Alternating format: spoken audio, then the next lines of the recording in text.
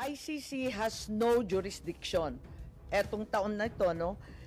This is just the latest in a series of statements na ang ICC walang jurisdiction dito sa ating bansa. Gusto ko sanang tanungin ulit sa ating executive kung ang dating Pangulong Duterte ay nasa ilalim ng protected person under the executive order issued by the US President Trump, which imposed sanctions on the International Criminal Court. Kasi si Presidente Trump, hindi niya gusto yung ICC, di ba? Hindi nga nakilahok ang Amerika dyan. Under Section 8D2 of the EO, any foreign person who's a citizen or ally of the US that has not consented to ICC jurisdiction, o parang Pilipinas, over that person or state party is a protected person sa ilalim nung kay Presidente Trump. So ang Pilipinas, hindi na state party. At yung executive, sinasabi naman na hindi talaga ICC ang may jurisdiction sa atin.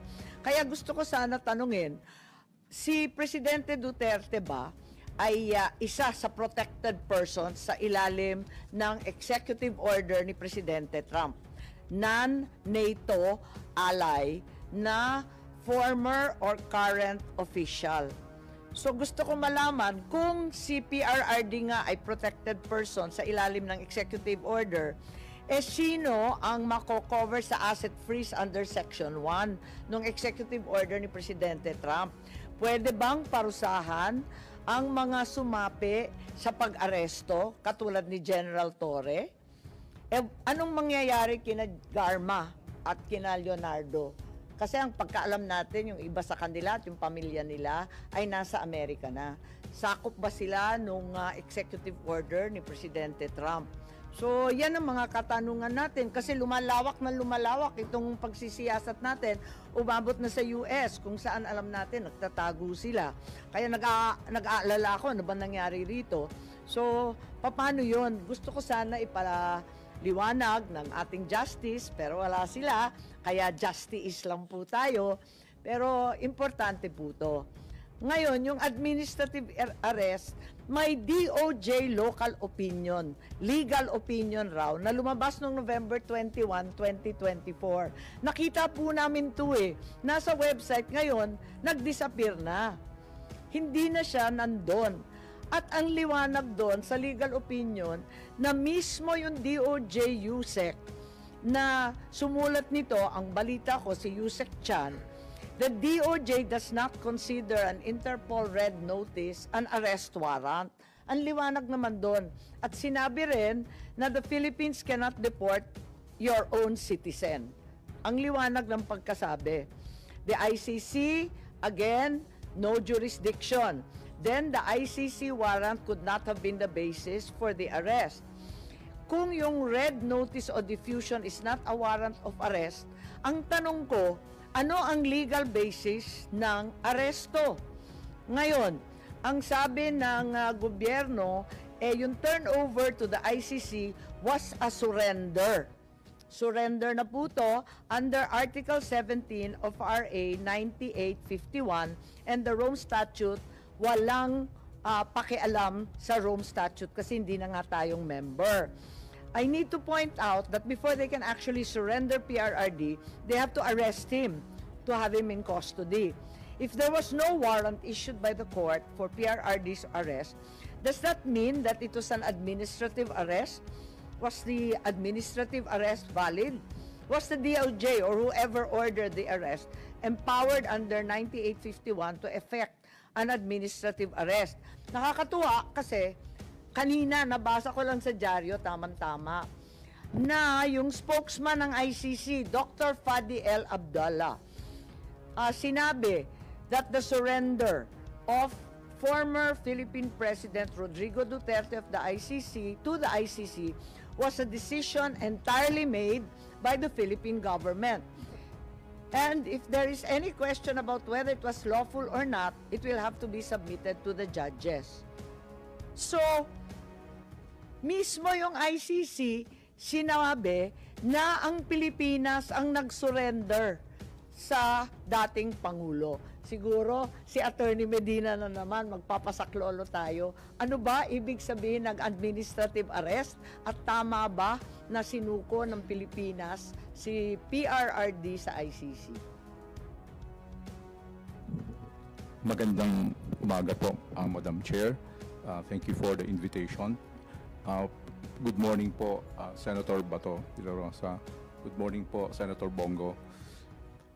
Going back to the question, administrative arrests. Actually, the Supreme Court has recently clarified that administrative warrants for the arrest of non-Filipinos are actually valid. But these administrative arrests apply only to non-Filipinos in deportation proceedings, at least from the case decided by the Supreme Court, it involved a foreigner.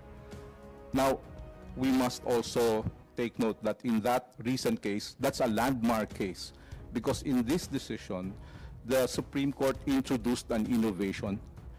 Historically, administrative arrests and deportation process are purely administrative, no court intervention.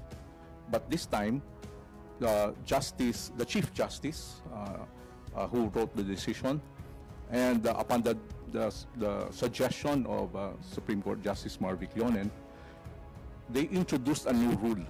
Under this new rule, even if a person, a non-foreigner, is arrested on the basis of an administrative warrant, they must still inform the regional trial court and wait for the regional trial court to issue a judicial commitment order.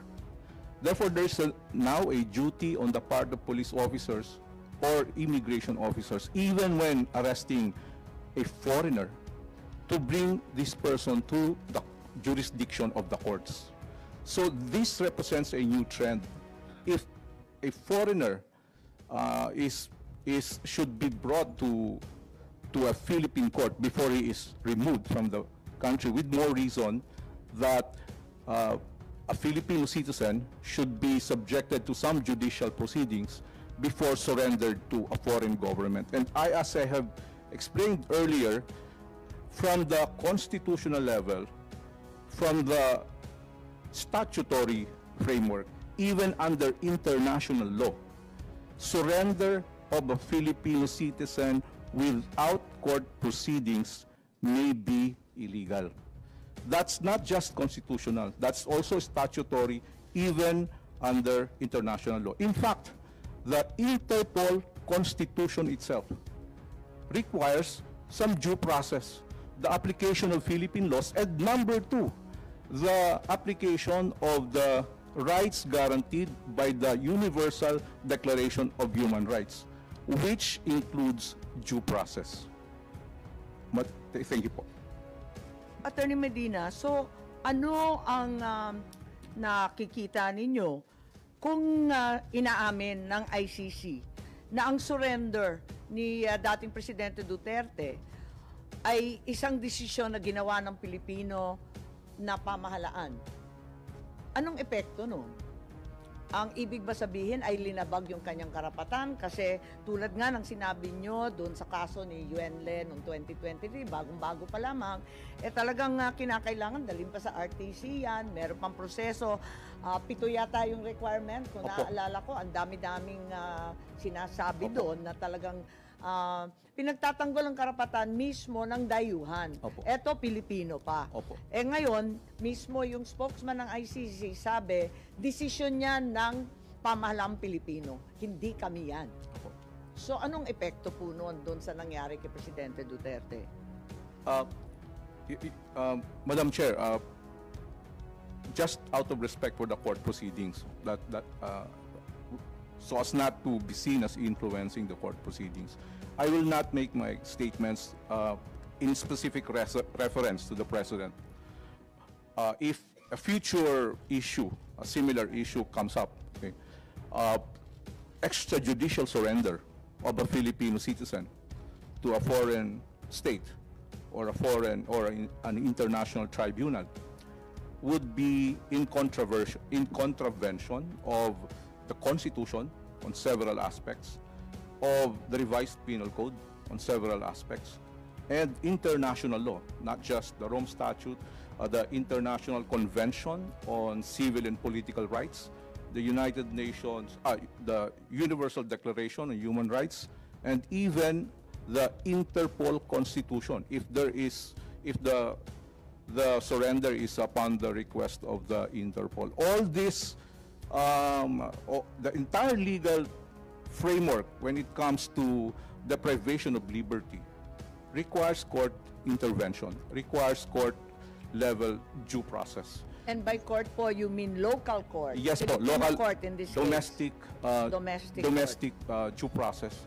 The entire idea of due process is really, can be simplified as follows. The police has no final authority to decide on whether a person should be deprived of liberty.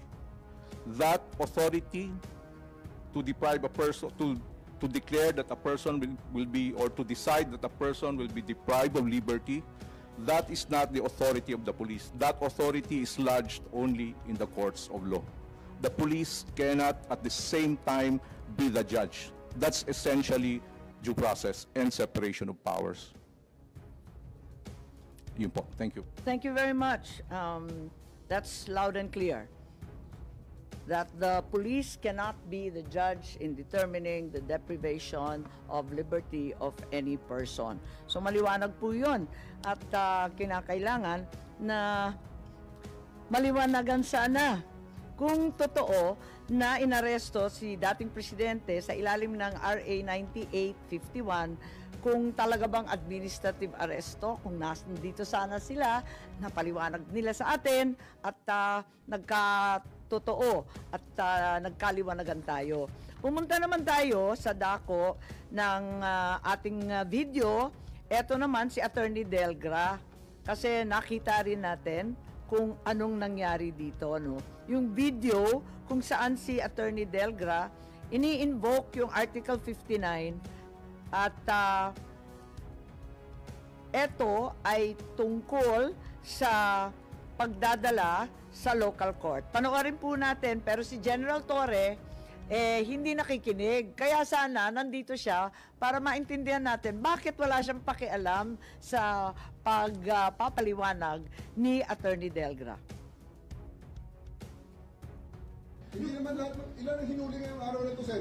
Sa iba-ibang mga krimen. Ilan ang binigyan ng ganitong... Kasi nandito kayo lahat eh. Nag-iisang tao. Ilan ang binigyan ng Nag-iisang tao, dami krimen sa labas. Nandito kayo. Sir, hindi kami humingi ng pabor. Just invoke Article 59. Bakit hindi yan magawa-gawa? That's precisely the point that I'm saying. Please lang, bawal hawakan. Bawal hawakan. Bawal hawakan. Tumayo ko na lang. Bawal The right to hawakan. counsel is something that has to... Ayun, maliwanag na ang ini-invoke, ang sinasabi ni Attorney Delgra was Article 59. Why is it na sinasabi paulit-ulit ng DOJ na Rome Statute, ang ICC, Article 59, does not apply?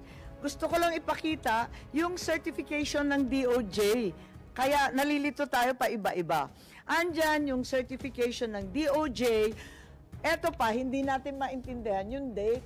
Kung makita ni Senator Bato, ang date po niya, yung aresto March 11, na-certify lang yung warrant ng DOJ sa sumunod na araw. Wala na rito sa Pilipinas si dating Pangulo. So, ang certification sumunod sa aresto March 12. Ang aresto March 11, maalala ninyo. Yung certification March 12. Pagkatapos, ang sinasite dito, eto na naman, ang sinasite dito, Part 9 of the Rome Statute. Article 59.4, Article 59.7. Nakakahilo po kasi ang sabi nila, hindi na nag-a-apply yung ICC at hindi na nga tayo member. Bakit yung authority sa pag-aresto, paulit-ulit na sinasabi kay Attorney Delgra, pati na rin dito sa DOJ circular, na ito ay dahil sa Article 59. Kaya nga, kailangan ipaliwanag nila kasi hindi natin po maintindihan. General Torre also claimed that he arrested E.S. Medialdea. Makikita natin yan for the obstruction of justice. Ayan, mas kabisado na ni Senator Bato ito kesa sa akin ha. He admitted that he even handcuffed him. At binasahan pa siya ng Miranda rights kung maalala natin dun sa video. Kung ganon, kung inaresto niya si E.S. Medialdea to the local court, bakit hindi niya dinala sa presinto o inarestong totoo? Bakit imbes na arestuhin at talagang ikulong, pinadala pa sa Hague? Parang ang gulo. Kasi noon nandito si General Torre, talagang gustong-gusto niya yung Article 125 ng Revised Penal Code kay PRRD. Pero bakit kay E.S. Medialdea, inaresto niya, tapos hindi naman niya kinuha. Imbes, pinasakay pa niya ng eroplano. Nalilito kaya ako. Tama ba yun? Hindi ba pag inaresto mo, ito-turn over mo na o ikukulong na? Paano ba ang sistema, Senator Bato? Dapat talaga, inaresto mo na hinangkap mo na. So, ano pang next move doon? Ha? Kaya nga nakakapagtaka, pinagbiyahin niya. Tama ba yun? Wala makapagsabi na tama yan. Oo nga. At eto pa, nung si General Torres sinabihan, si Attorney Delgra ang susunod na aarestuhin. Ano to? Pananakot ba to? Or talagang sinasabi niya kung anong gagawin niya next? Was he going to arrest him for what? Was Attorney Delgra committing a crime? Wala naman di ba sa video? Nakaupo lang yung tao Tapos, bakit hindi niya tinuloy yung aresto kay Attorney Delgra? Gusto ko sana siyang tanungin Bakit hindi niya tinuloy kung talagang may krimen na nagaganap ni Attorney Delgra? Dapat inaresto din niya. Ba't hindi niya ginawa? Kung wala namang krimen, ba't siya nananakot? Was this a threat? If it's a threat, isn't it the crime of grave threats na bawal sa ating kapulisan? Article 282 of the Revised Penal Code, threatening to commit the crime of arbitrary arrest and detention is clearly a grave threat. So, hindi ba liable si General Torre dyan? Bilang tanyag na pulis at general, di ba Senator Bato, ano sa tingin ninyo? Hindi lang liable, Madam Chair, kundi sa nakikita ko talagang lasing na lasing siya sa kapangyarihan. Mukhang he went overboard. Lahat na lang binilate niya, Madam Kaya Chair. nga sunod-sunod nga parang hindi naman tama to. Kaya sana nandito sila, pinagtanggol nila yung sarili nila kasi marami sa atin, nagtataka, bakit ganon si Medialdea, nabasahan na, nahandcuff na, tapos hindi naman kinuha, pinabiyahe, tapos yung isa, tinakot ng tinakot, wala namang ginagawa, at labag yun sa batas O sige, iba naman topic ngayon sa doktor. Ito naman tayo sa doktor, dahil mapunta tayo sa ibang usapin, marami tayong naririnig at alam natin na may mga doktor na tumingin kay Presidente Duterte. Tignan natin. Ang balita, ang sabi, si Presidente Duterte tumaas ang blood sugar. Meron tayong nakikita dyan at ang balita, ayan, tumaas daw ng lampas ng 300 kahit may insulin shots na siya. Hindi bumababa ang kanyang sugar for diabetes management. Meron siyang insulin, pero nandun pa rin sa 328 ang kanyang blood sugar. He was advised because of his acute diabetic complications na magpahinga muna. Hindi naman ako doktor, pero yung 300, talaga nakaka-alarma, di ba? Napakataas nito. Oo, bulag ka na talaga at tulog ka na ng tulog. Nakita nga natin na nakatulog siya, di ba, doon sa isang maliit na upuan. bakit pinagpilitan pa rin ng mga otoridad na dalhin si PRRD tapos may stopover pa sa Dubai na napakahaba kahit ganito yung kondisyon niya? Sino yung doktor na pumirma ng travel certification?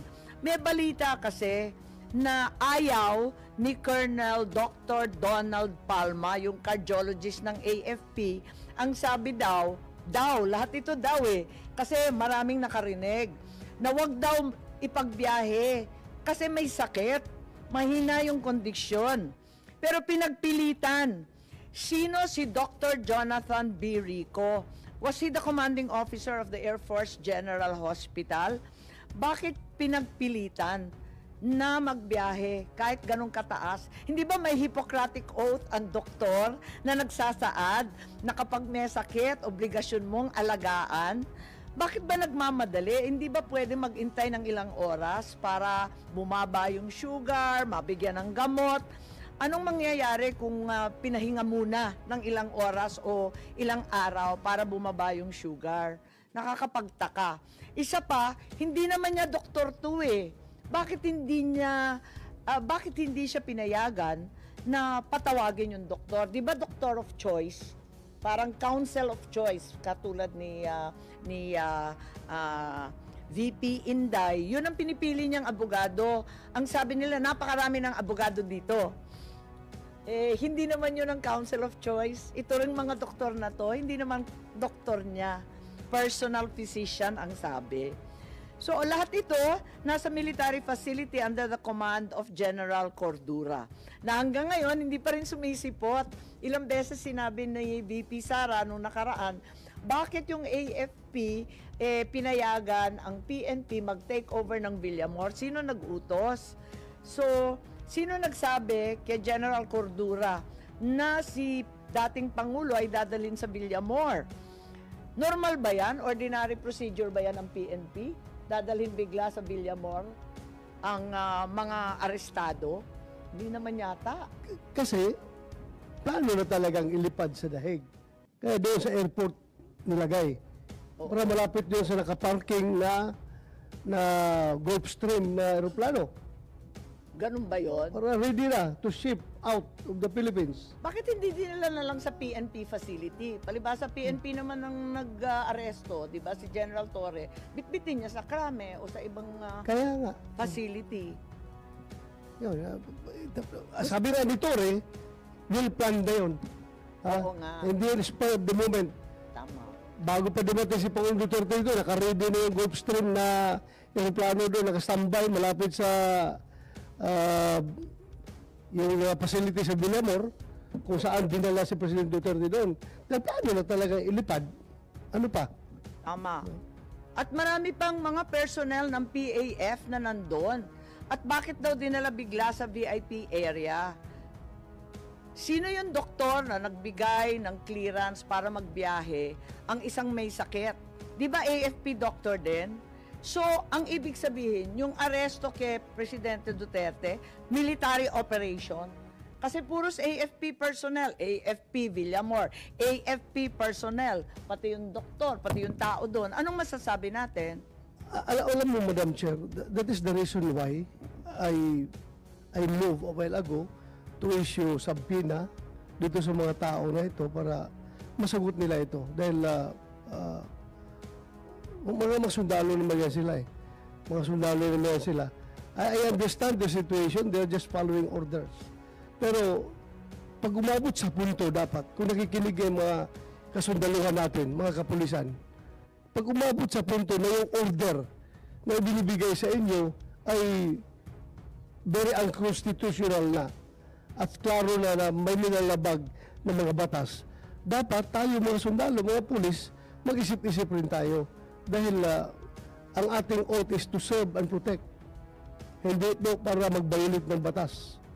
So, yun po ang dapat harapin dito sa ating mga invited, supposed to be, invited empty chairs sa harapan natin ngayon, Madam Chair. Maraming salamat at sang-ayon po ako. At sa transcript noong nakaraang hearing, sinabi ni Secretary Gibo Chodoro, We were deputized to support the PNP. It's part of our constitutional duty. Ang tanong natin, sino nag-utos? Sino nag-deputize? Bakit nagkaganon? Yun ang pinagtatakahan natin. So, andyan yata yung transcript, hindi po ba? At maliwanag naman yun.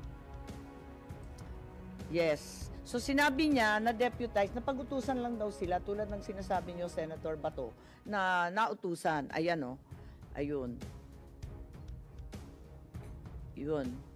We were deputized. Ang tanong ng taong bayan, sino nag-utos? Sino nag-deputize? Yun ang tanong.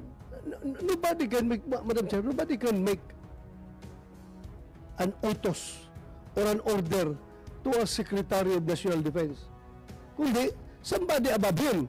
And who is above the Secretary of National Defense? It is the President of the Republic of the Philippines. Di ba?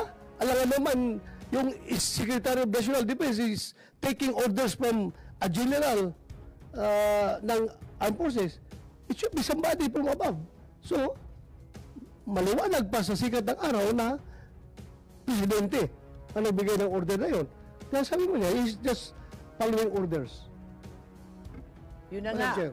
Kaya gusto natin malaman kay Secretary Teodoro sino nag-utos. Kasi tulad nga ng sinabi ninyo, wala nang mas mataas sa cabinet member kundi ang Pangulo mismo.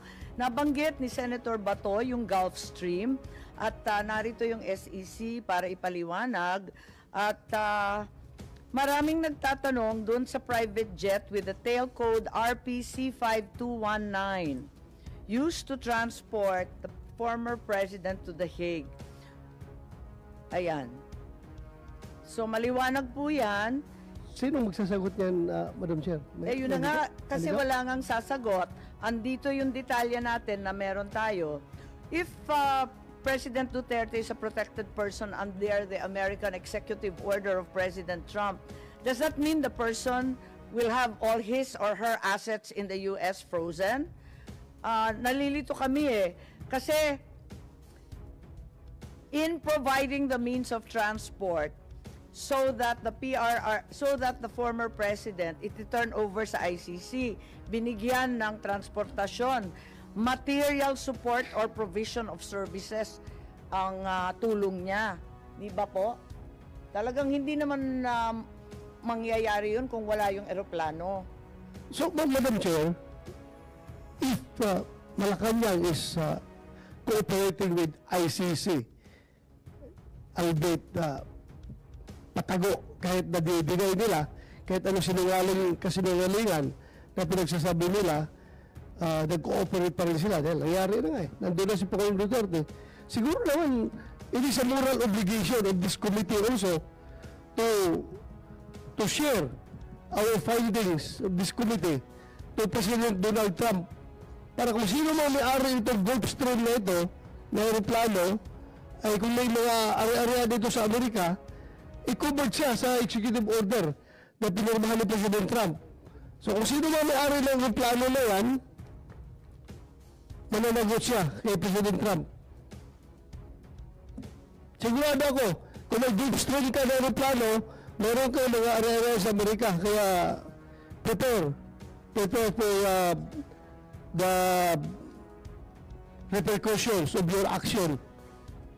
Well, very clear yan, doon sa executive order na inisyo ni President Trump na mananagot kung sino bang mag-facilitate ng mga interference ng ICC to their allied countries. Madam Chair. Kasi maliwanag yun, ano? Ito yung tail code, nandyan si PRRD, maliwanag. And there's also an article in Manila Times na sinasaad na may Challenger Aero, ano nga pangalan nito? Challenger Aero Air Corporation that arranged the flight. Hinahanap po namin yung article, biglang nawala. Pero andito yata, ayan, yan ang nakita natin Sino may-ari ng Challenger Aero Air Corporation? Sino yung mga shareholder? Nandito po yung SEC, kilalanin natin si Attorney Bernal, Attorney Santiago. Kilala po ninyo itong Challenger Air Corp. Sila daw ang nag-ayos nung biyahe? Good morning, Madam Chair. As regards Challenger Air Corporation, this was not among the corporations that were requested by the committee, so we may have to ask for some time for us to provide these documents, Madam Chair. Meron kasing nagpadala, eto naman hindi ko na mahindian, nagpadala na yung Challenger daw is subsidiary ng San Miguel. Totoo ba yun? Pakita na lang. Kaya lang, wala nga tayong tao rito na magsasabi, wala tayong testigo, naobliga kami maghanap. At may nagpadala nito na eto nga, sa San Miguel daw to. Ano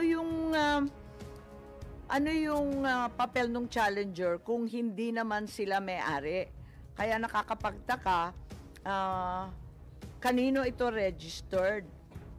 So, Madam Chair, if I may, Madam Chair, close na daw sa SEC.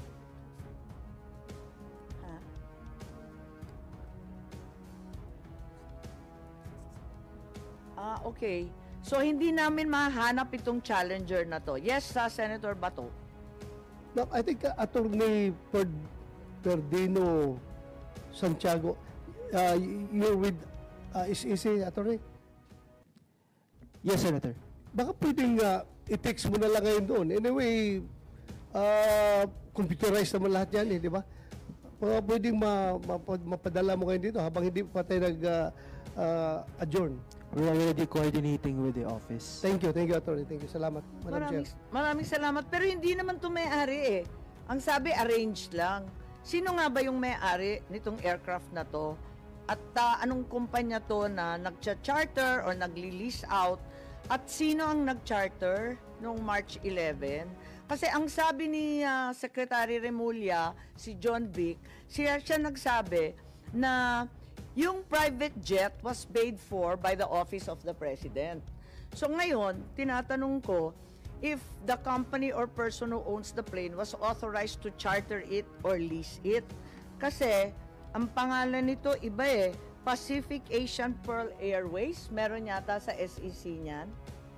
Pwede kayong sumagot. Yun ang registered owner, tama po ba?